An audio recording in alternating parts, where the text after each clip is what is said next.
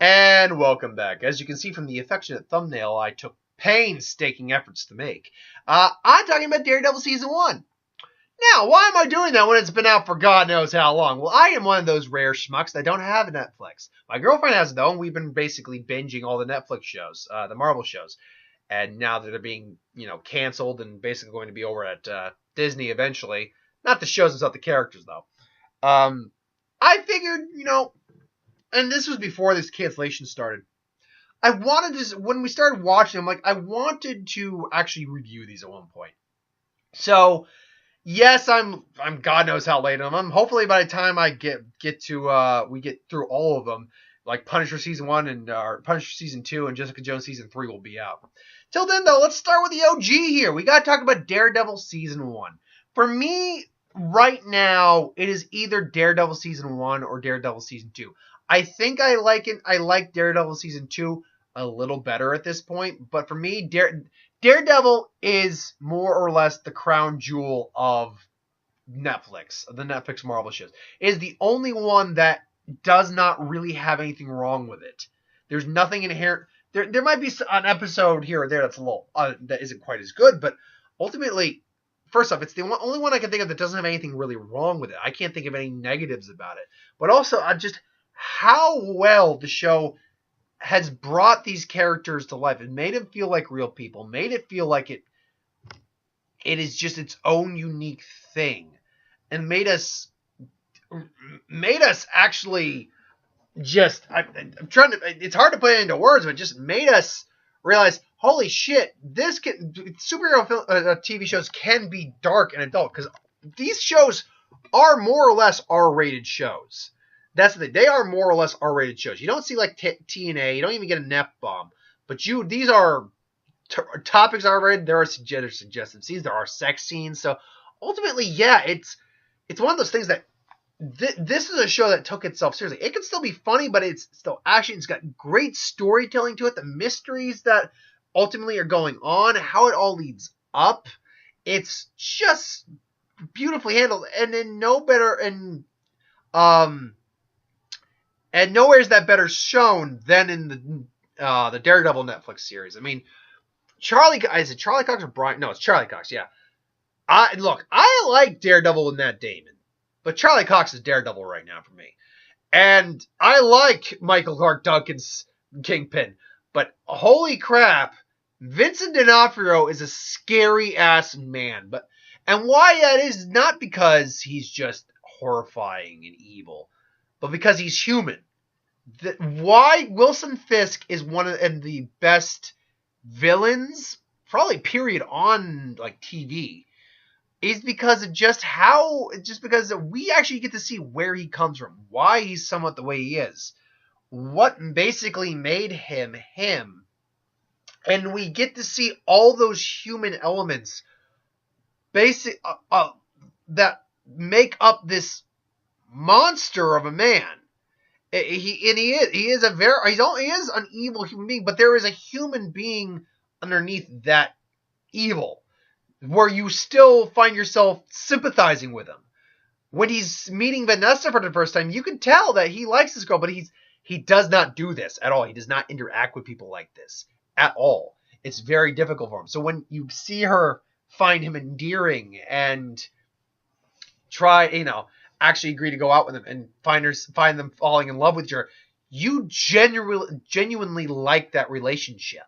So when ultimately he has to leave her and go to jail for a while, you do feel bad on some level for him.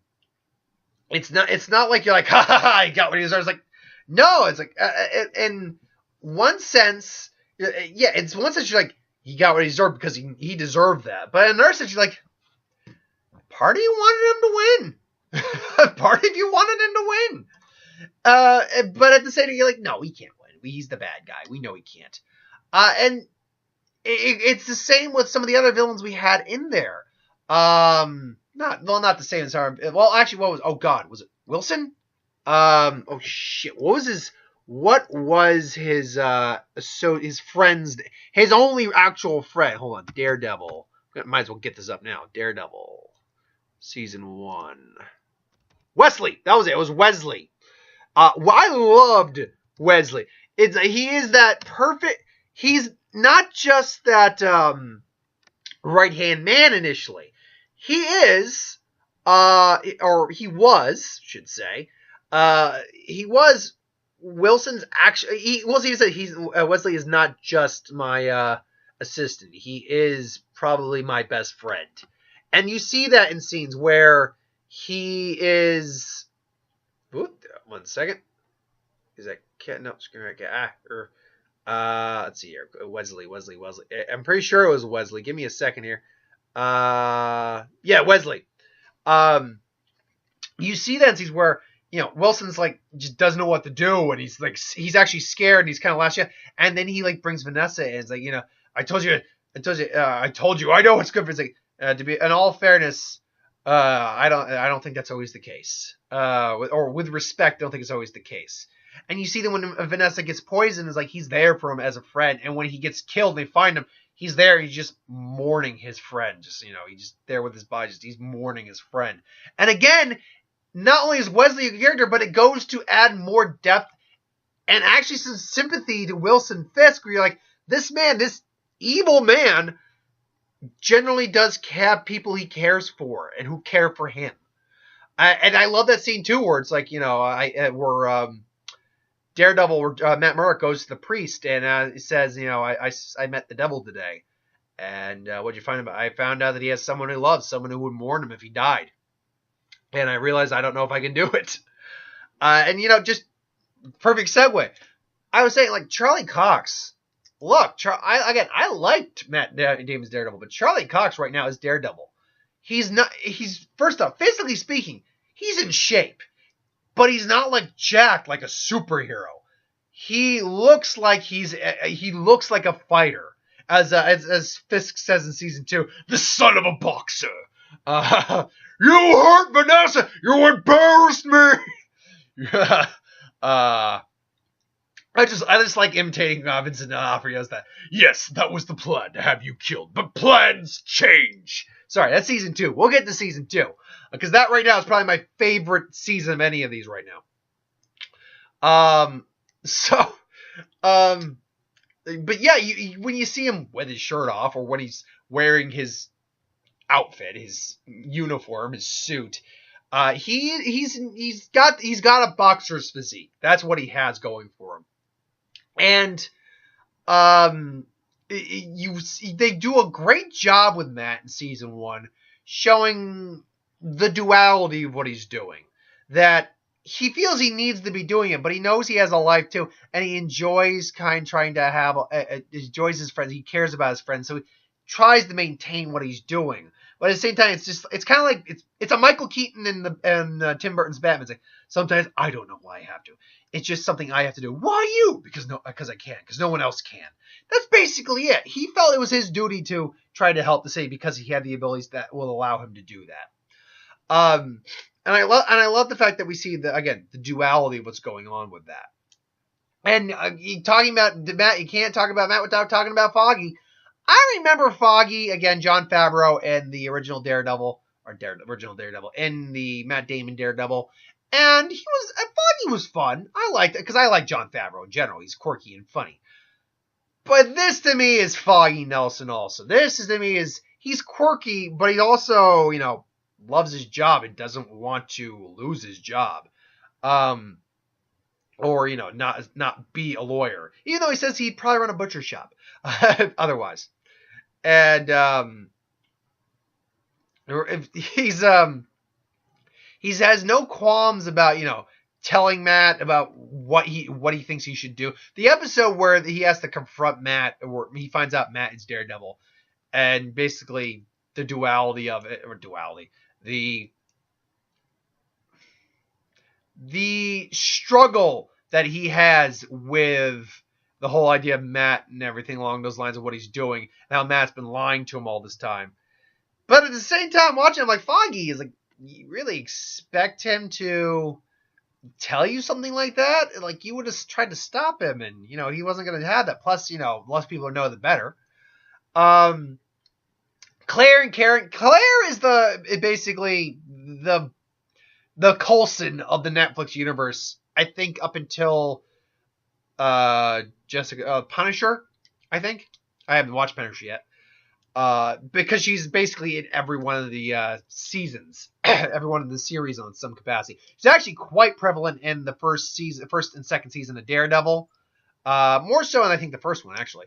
But she's actually really prevalent in Iron Fist, which is weird. And in Luke Cage. Luke Cage made sense. Iron Fist was a bit of a weird one. We'll get to Iron Fist when we get to it, because that Iron Fist is a whole kettle of fish that we will have to get into. But ultimately, Rosario Dawson. See, if they weren't canceling it, I would have been curious if she would come back at some point, Rosario Dawson.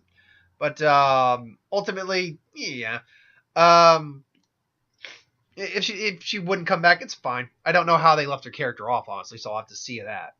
But the tension between her and Matt was very interesting to watch, and how they would have formed a relationship had he not been Daredevil and her not been able to deal with someone she's involved with doing that.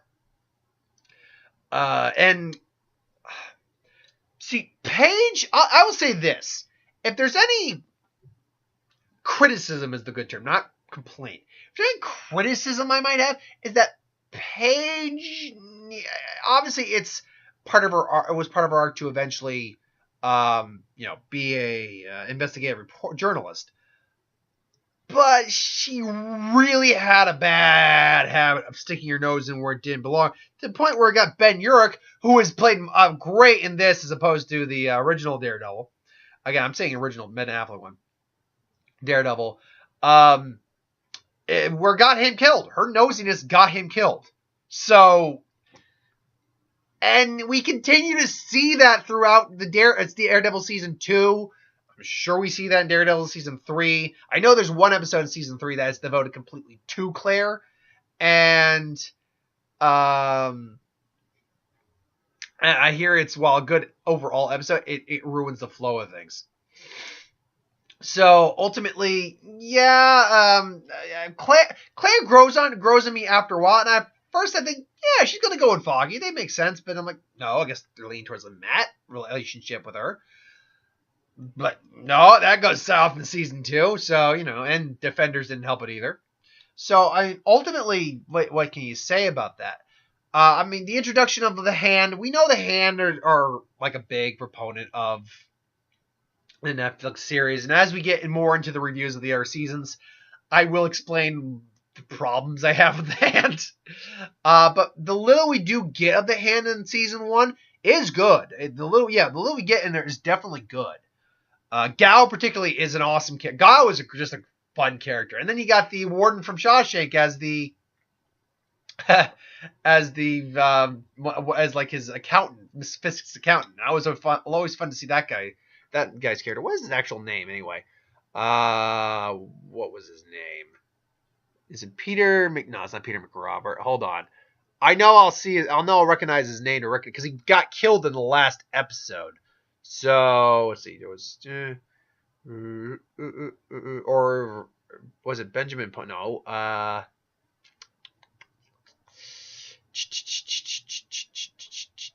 Where he was like, he's, oh no, wow, they do it by episode number. Okay, was there only 12 episodes in there? Okay, no, it was 13. Jay Ali, no, not Ray Nadeem. Okay, I guess maybe he was only in 12 episodes. And Blake's, nope, 11. Wilson Beth, was it Peter McRobbie? No, that's Father Lantum.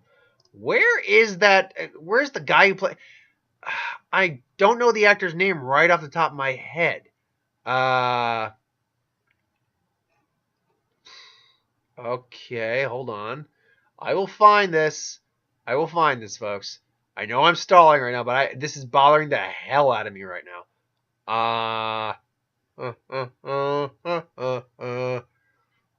Benjamin Donovan, Matt Gerald, Morgan.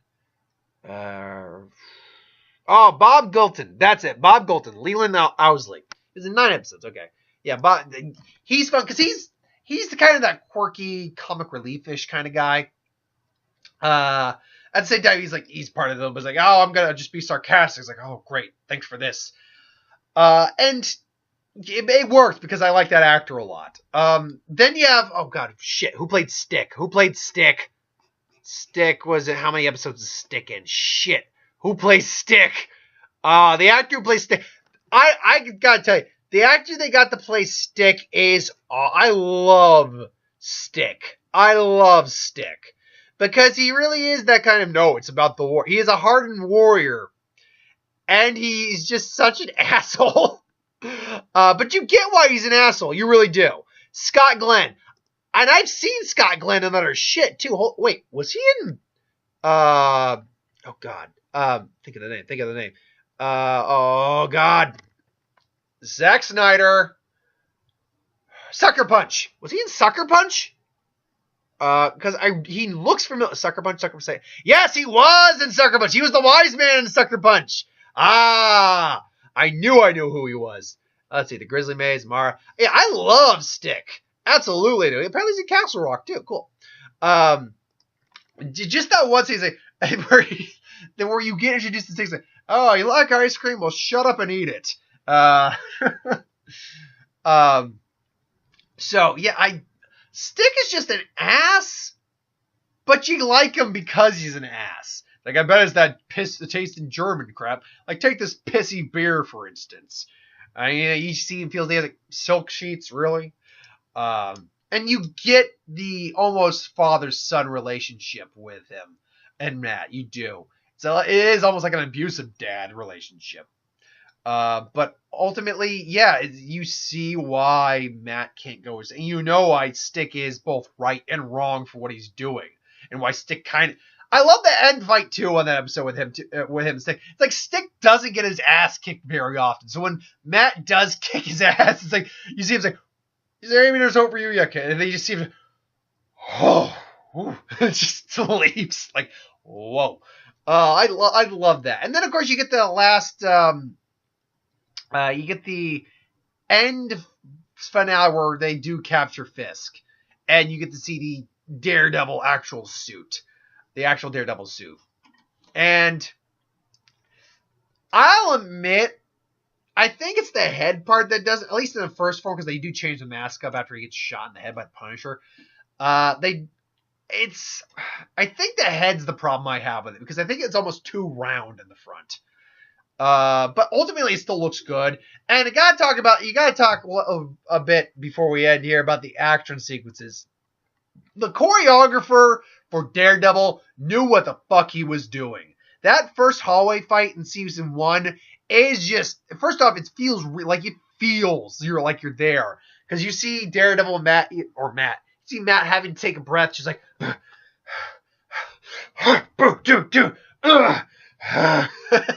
so you see that just feels gritty. And just the actual choreography is fantastic. Something where we have to wonder why that wasn't there in Iron Fist. I don't know, but apparently in Iron Fist season 2, it was very much there, or they definitely improved on it, and it was definitely there in Daredevil season 2 and 3, and in Defenders it was there. Because any fights involving Matt were just Daredevil were fantastic. And particularly that Nobu fight, and we'll get to Nobu in season 2. Nobu is cool for what he's worth, because I'm like, oh, no, yeah, he's a hand agent. Okay. I was like, oh, wait, they brought him back. Okay. It is what it is. But little spoilers. Nobu, you kind of suck. You kind of suck at what you do, Nobu. So ultimately, I loved season 1 of Daredevil. I did. And I think I like season 2 even better. But thanks for watching. Next one we'll talk about is Jessica Jones. I don't think I'm going to do that one tonight. I think I'm good for the videos tonight. I think along with the box office tomorrow and the what if, I think I'll do another one of these, and that'll be Jessica Jones. But until then, thank you for watching. Hope you enjoyed. I'll see you next time. Like, comment, share, subscribe. If you want us to review something, put in the comments below. Let us know. We'll do a review of it at some point. If you have an idea for who would win, Star Wars, Super Magic, what if, and they do on the channel, put that in the comments below. Let me know. I'll do a review of it at some point. But thank you for watching. I hope you enjoyed, and I will see you next time.